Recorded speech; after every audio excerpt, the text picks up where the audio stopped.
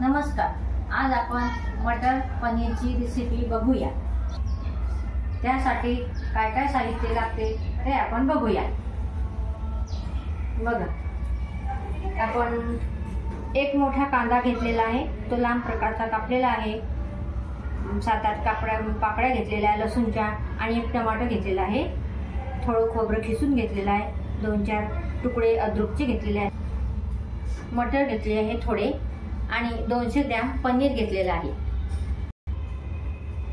त्याकरता आपण हे साधं तिखट घेतलेलं आहे आणि हा पनीर मसाला आणि हे काश्मीरी लाल मिरचीचं तिखट घेतलेलं आहे। त्याने भाजीला कलर चांगला येतो।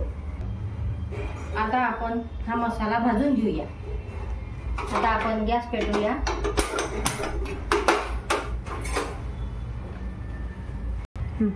आधी आपण खोबरं भाजून घेऊया। खोबरं भाजायला वेळ लागत नाही। आता आपण थोडंसं त्याला ढवळत राहायचं।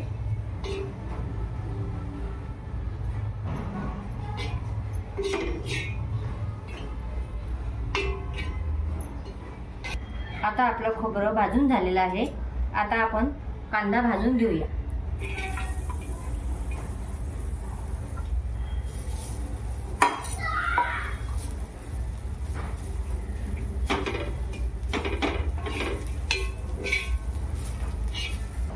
आता आपला कांदा भाजून झालेला आहे। आता आपण त्याच्यामध्ये थोडी 1 चिमटीभर साखर टाकूया।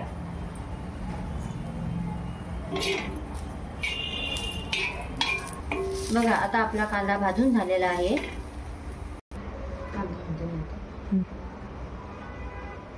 हा आपला भाजलेला कांदा गरम आहे।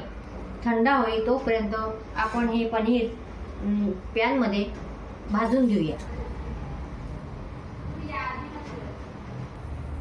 आता आपण पॅन मध्ये थोडंसं तेल टाकूया पनीर भाजायसाठी। बघा, आपलं पॅन आता गरम झालेलं आहे। आपण त्यात थोडंसं तेल टाकलेलं आहे। आता आपलं पनीर भाजून घेऊया।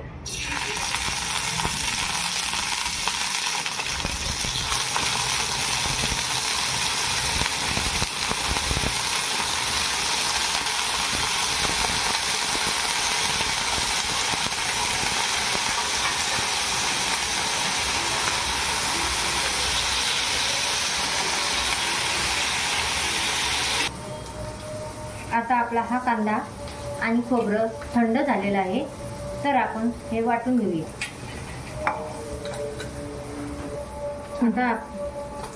आता आपण टमाटर कापून टाकूया।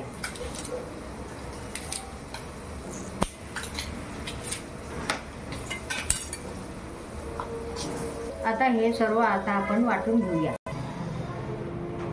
अशा प्रकारे आता आपण मसाला बारीक प्रकारे वाटून घेतलेला आहे। आपलं पनीर पण चांगल्या प्रकारे भाजून घेतलेलं आहे। आता आपण भाजीला फोडणी देऊया।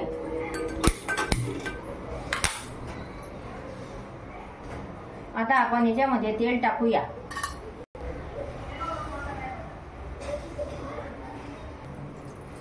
आता आपण त्याच्यात जिरा पावडर आणि धना पावडर टाकूया मसाल्यामध्ये। आता आपलं हे तेल तापलेलं आहे। आता आपला मसाला आपण भाजून घेऊया।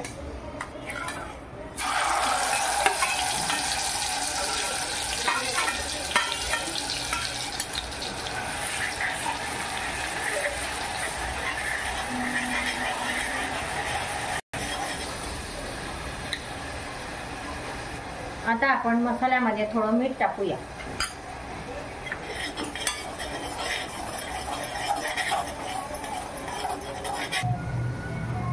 आता आपण मसाल्यामध्ये साधं तिखट टाकूया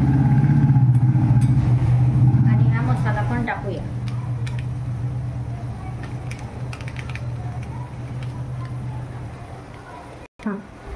आता आपण हे काश्मीरी मिरचीचं लाल पावडर टाकूया, म्हणजे भाजीला खूप छान लाल कलर येतो।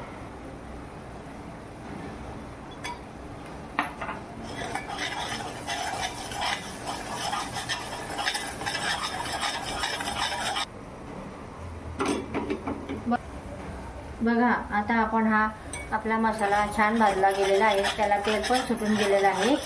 आता आपण त्याच्यामध्ये हे मटर टाकूया आणि कोथिंबीर सुद्धा टाकूया.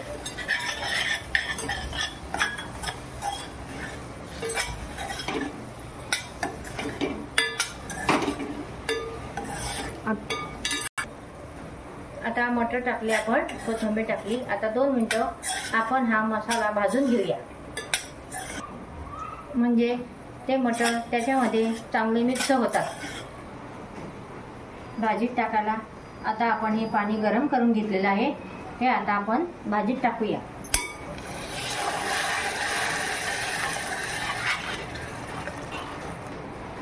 बघा, आता आपल्या भाजीला छान कलर आलेला आहे. आता आपण हे चांगलं उकळू देऊ. नंतर आपण त्याच्यामध्ये पनीरचे तुकडे टाकूया. आता मी या पनीरमध्ये तळताना तिखट किंवा हळद टाकली नाही, त्याचं कारण की ते भाजताना जळून जातात. बघा, आता आपल्या भाजीला उकळी आलेली आहे, तर आपण त्याच्यामध्ये हे पनीर टाकूया.